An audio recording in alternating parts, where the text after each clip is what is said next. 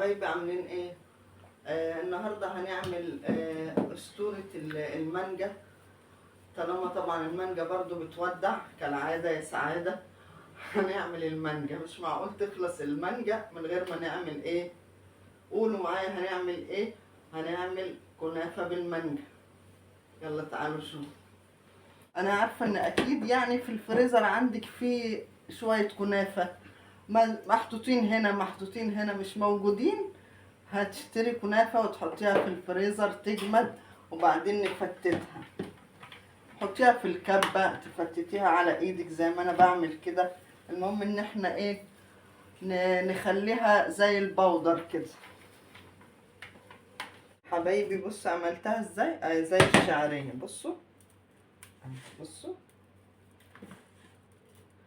ونزلت عليها بسكر وقعدت ايه ادمجهم في بعض، خليتهم ايه كلهم واحد اهي. السكر حسب الرغبة برضو بيبقى ربع كوباية، لان انا مش بحب الحاجة مسكرة قوي. شايفين اهي. هننزل عليها بايه بقى يا حبايبي؟ بالزبدة، ونخلخلها كلها جامد. شايفين اهي اهي.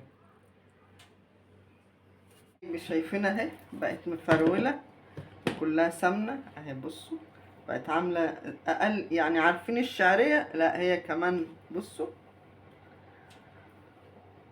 وغرقانة سمنة. شايفين؟ طبعا ده من نجاح الايه يا ولاد يا حبايبي، من نجاح الكنافة انها تكون مغرقانة سمنة. هنعمل ايه بقى دلوقتي؟ هندهن الصاج عشان هدخله الفرن. تمام كده. الصاج من تحت عشان هننزل عليه الكنافة. وادهن يا ولاد. دهنا خلاص، هننزل بقى بالكنافة.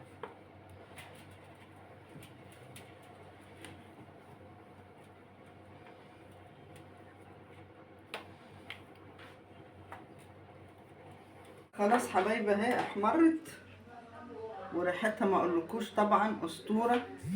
هندخلها تبرد جدا عشان لما الكريمه تتحط ما تسيحش عليها. ننزل بالسيرب على الكنافه.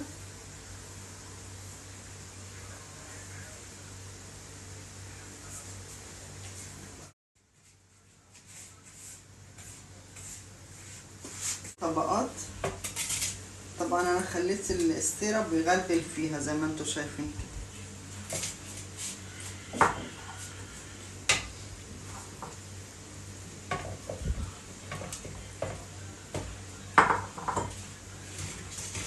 الكريم شانتيه هننزل بيه، بس طبعا الطريقه احنا عارفينها وبنعملها مع بعض كذا مره. هنقوم نازلين بطبقه،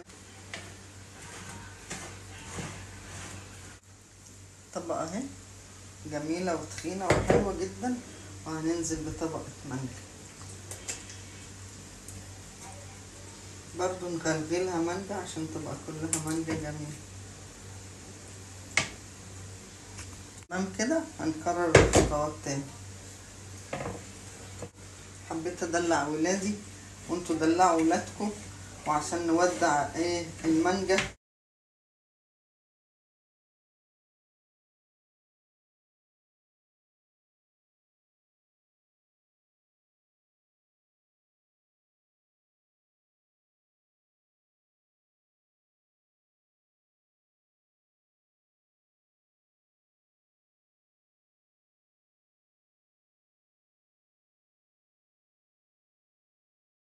طيب ما انا عايزه كده.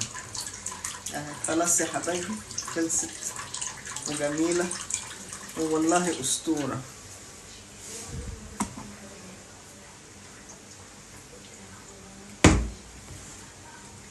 خلصت الحلقه، ويا رب تعجبكم ان شاء الله، واشوفكم في وصفات كتير حلوه وحادق.